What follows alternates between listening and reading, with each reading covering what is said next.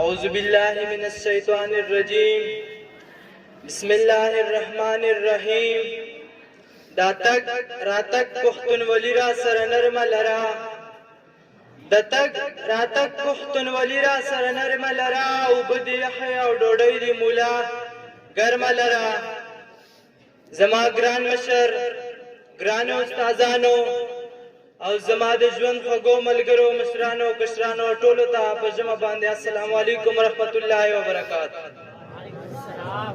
زه نور الحق قادری نن تاسو ته مخاطب یم په یوه اهمه موضوع پښتونولي او د هغې په اصولو باندې. ګرانه مشره، پښتونولي د پښتنو یو لرغونی او یو سپېڅلی دود دی چې د پښتنو ژوند فکر او ګڼنې پکې څرګندېږي.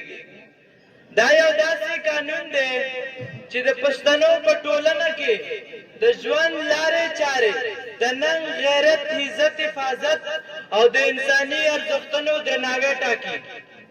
پښتونولي په دریو مهمو اصولو ولاړه ده: میلمه پالنه، ننواتې او بدل.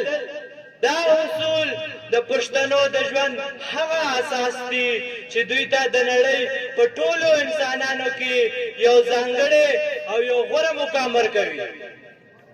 چې شاهین یې په ختلو کې دمې کا، چې شاهین یې په ختلو کې دمې کا، پښتانه هلته حجرې لري جرګې کا. ګرانو پښتنو، په پښتونولۍ کې میلمه یو ستر نعمت ګڼل کېږي. هر پښتون په خپله کورنۍ کې او کور کې میلمه ته د درناوي لوړ مقام او لوړه درجه ورکوي. که میلمه دوست وي او که دښمن، خو په پښتون کور کې به یې د عزت او د احترام لوړ مقام او لوړه درجه وي. راشه چې پښتو در زده کړمه، راشه چې پښتو در زده کړمه او ژبه له جرګو در زده کړمه. ما د سړو نه زده کړې ده، ما د سړو نه زده کړې ده او خبرې د سړو چې زه در زده کړمه. ګرانه مشره، ننوات یې د پښتونولۍ یو بل مهم اصول دی چې د بښنې او عذر غوښتنې مفهوم لري. که یو څوک تېروتنه وکړي او له بښنې لپاره د یو پښتون ورور دروازه وټکوي، هغه باید معاف کړي.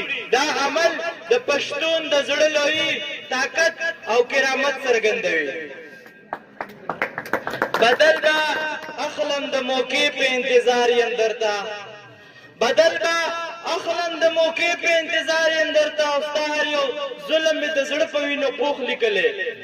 ګرانو پښتنو، بدل په پښتونولۍ کې له حق غوښتلو لپاره مهم دی. که یو څوک د یو پښتون ورور عزت ته، غیرت ته یا حق ته زیان ورسوي، هغه د خپل حق ترلاسه کولو لپاره مبارزه کوي. نو دا قانون، دا عدالت، دا د حق غوښتنې لپاره دی، بلکې له ظلم کولو لپاره نه دی. پښتونولي یوازې یو دود نه دی، بلکې پښتونولي د پښتنو د ژوندانه یوه لویه فلسفه ده چې پکې د شرافت، ننګ، غیرت، عزت او انسانیت ټول حصول ځای لري.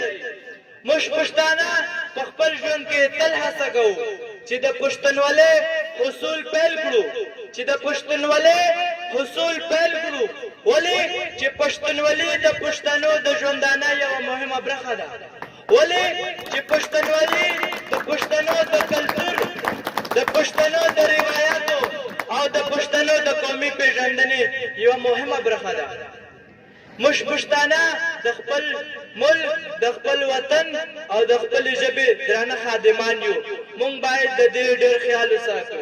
په آخر کې زه خپل تقریر په دې شعرونو سره ختمول غواړم چې مړه پرې نه یو موږ دا دین تر هغې نه پرېږدو، چې مړه پرې نه یو موږ دا دین تر هغې نه پرېږدو. موږ پښتانه یو، پښتو ویو، پښتو نه پرېږدو.